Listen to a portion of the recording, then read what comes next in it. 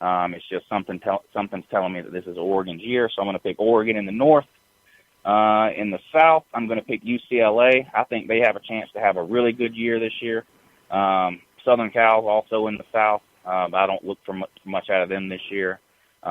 Arizona State's getting a little bit of buzz, but I think they're a year or two away. So I'm going to pick UCLA to win the South, Oregon to win the North, and I'm actually going to pick UCLA to win the Pac-12. They do have some tough games, but 3 of their toughest games this year are at home, which is anytime you can play at home, it's an obvious advantage. So I'm going to go ahead and pick UCLA to win the Pac-12, and that brings us to the SEC. Now, who I pick in the East should be no surprise to anybody at all. I'm going to pick Georgia to win the East. I don't think it's going to be easy by any stretch of the imagination. I think Missouri is going to take a big step backwards this year. I know they had a good little run last year, but I just think they lost too much and they take a step back. I think Florida, there's no way Florida goes 4-8 again. I just don't see it happening. They're a better team than that, as much as I hate to say that. They're not a 4-win team. If we as Georgia fans are going to spend as much time as we do talking about our injuries as one of the reasons for what happened last year, then we have to, as much as it hurts, we have to give Florida that same respect. They were obliterated by injuries last year as well. They have an NFL defense. For Florida, it's going to come down to Jeff Driscoll, and I don't have faith or confidence in him as a quarterback. I just don't, which is why I'm picking Georgia to win the East over Florida and Carolina. I think Carolina has another good year too, 9, 10, maybe even 11 wins. In fact, I have a feeling that, I'll get into that later. But I think Georgia wins the East. And in the West, the West. Well, it's going to come down to 3 teams like it always does, Alabama, LSU, and Auburn. Texas A&M has a lot in common, I think, with Missouri. They're going to take a big step back this year. Well, maybe not a big step back, but they're definitely going to take a step back. Much as I hate Johnny Manziel, they're not replacing him there. He's gone. They lost that big wide receiver, Mike Evans, and that Matthews that the Falcons drafted with their first pick. So they're going to take a step back. That leaves us with Auburn, Alabama, and LSU. I'm excited to see LSU play this year.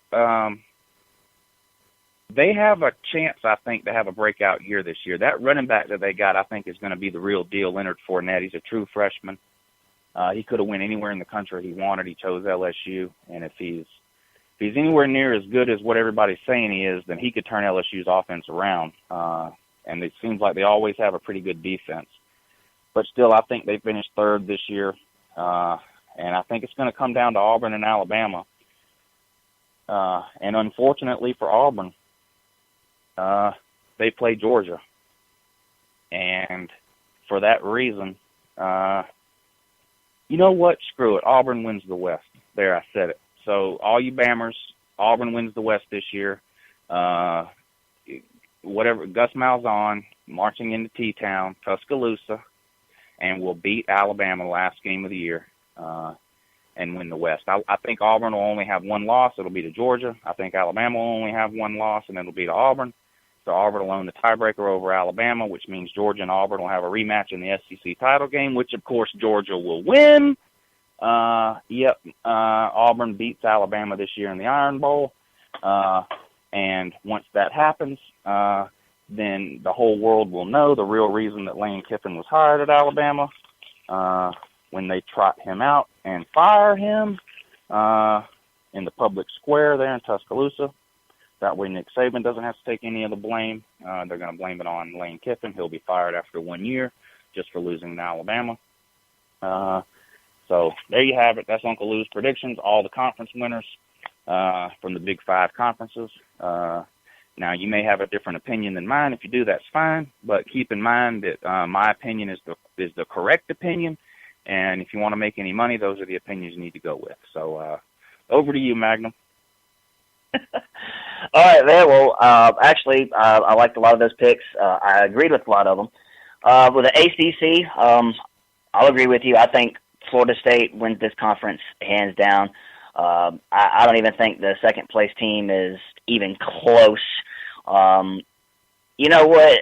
It's really hard for me to do, but I can understand why you did it, and I'm going to have no choice either. I'm going to have to put Duke in the title game again.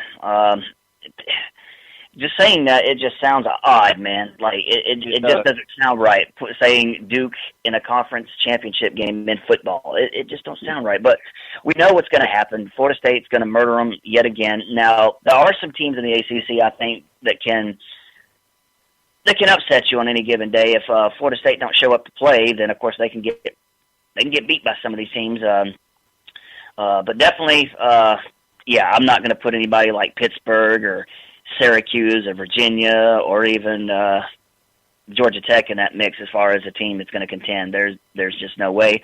I do think Miami, they do have the best running back in the conference, in my opinion, in Duke Johnson. So as long as he stays healthy, Miami does have a shot to, I think, upset a few people. I don't think they're going to be contending for the conference, but and I'm not really sure about Virginia Tech this year. I mean, they just haven't been the same team as in years past, but they're still one of those teams, in my opinion, that if you don't show up and if you sleep on them, they will beat you.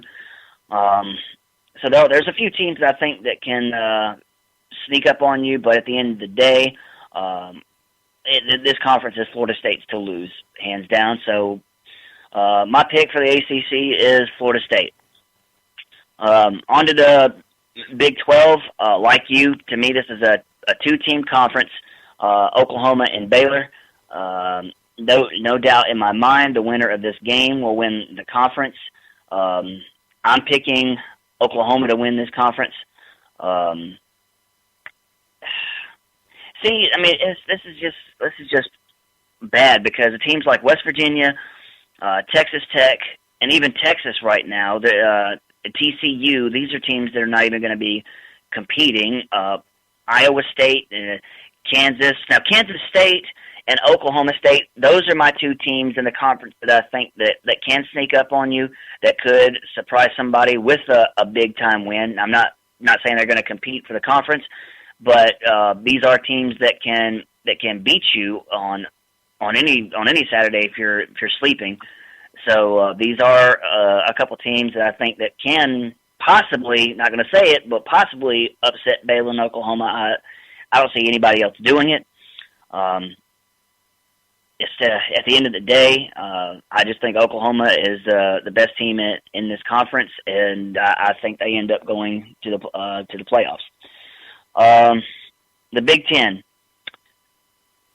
Now, see, this is where you may hate me, Uncle Lou, because as much as I don't like them either, I'm going to have to pick Ohio State to win this conference. It's going to be them or Michigan State. There's no question that these are the two best teams in the conference.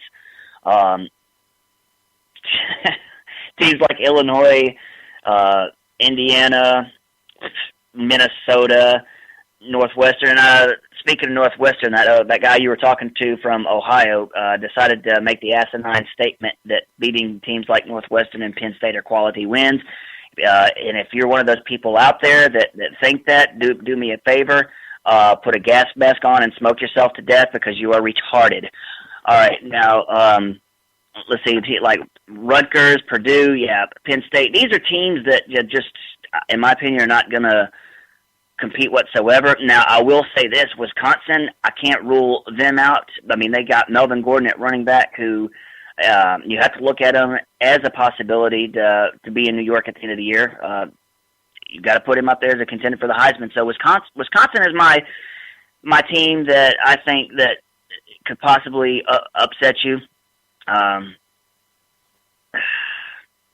But other than that, I mean, just looking at this list, I mean, even Michigan is nowhere near what they used to be. You've got a lot of teams in this conference that are just garbage, trash. At the end of the day, it's going to come down to Ohio State, Michigan State, and I got to pick Ohio State because as much as I hate them, they do seem to run through their conference somewhat on a yearly basis, maybe at most with one loss. I mean, this has been their conference for a long time, so until somebody knocks them off, I mean, to me, this is Ohio State's conference to lose. So that's my pick. Excuse me. Going to go down to the Pac-12, and there are several good teams in here. We both picked this conference as the second best conference in the country. I think I'll agree with you as far as Oregon and Stanford being probably the cream of the crop.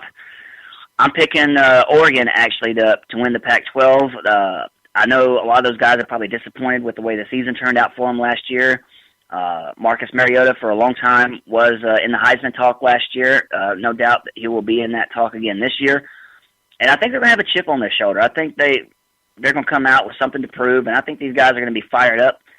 I think Oregon wins this conference. Now, guys like Stanford, and I agree with you, I love Stanford's style of football. They have a nasty defense. They got that smash-mouth offense. They'll pound you to death. They run an SEC-style program out there. And a lot of people may look at them as boring, but those guys are tough, man. Like Stanford, that's a tough team. Anybody that thinks that they're going to go into Stanford and run them off the field, you guys got another thing coming. That is a very good football team. No doubt Oregon, Stanford, best two teams in the conference. Now, I will say that, yes, teams like UCLA, whew, my bad. I will say teams like UCLA and USC could possibly make a little noise. USC, I don't think they're quite there yet. They're still another year or two off as far as competing for the Pac-12. Now, I will say UCLA is a team that don't sleep on these boys. Don't sleep on UCLA. If you're thinking that you're going to beat these guys, and you go in there sleeping, well, you're coming out with an L. Of course, you got teams like, in my opinion, Utah, Washington State, Arizona, Colorado, California. These teams are not going to be competing whatsoever. This conference it's a good conference, but at the end of the day, I see Oregon winning the Pac-12. And brings me to the SEC. There again, call me a homer. I'm picking Georgia to win the East.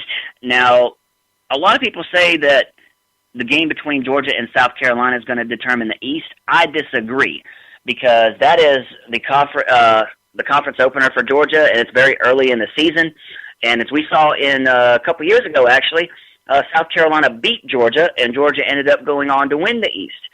This game is too early in the season to actually say the winner will win the East. So whether or not Georgia wins or Georgia loses to South Carolina, both teams are still going to be in the talk as far as winning the East. Even after that, whoever loses that game. Main thing I look at when I think South Carolina, these guys, they lost 3 out of 4 starters on the defensive line. They lost Clowney and that other guy. What's his name? Last name is Quarles, and some other starter on the line. That's 3 starters that they're not going to have back. And I mean, if you look at South Carolina the last couple of years, that defensive line and Connor Shaw was mostly, in my opinion, the reason they beat Georgia, in my opinion, that's what kept them in the game last year. South Carolina, without having Connor Shaw in that monster defensive line, that's going to spell trouble for them, because they don't have. I mean, I know Dylan Thompson. He can run if he has to, but let's be honest, he's not a Connor Shaw, and that killed Georgia. Connor Shaw killed Georgia with his feet, and when we have to worry about that mobile quarterback, that opens up the passing game. And South Carolina is not going to have that threat as far as running the ball on a consistent basis. And, they're gonna miss Jadeveon Clowney's presence. They're going to miss Quarles' presence. These are 2 guys that was able to get constant pressure on the quarterback. It seemed like they were in the backfield all game, every game almost. They're not going to have this.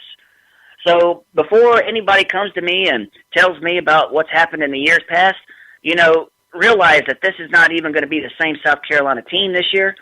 So, anybody that wants to mention that, well, I just crushed that damn argument. All right.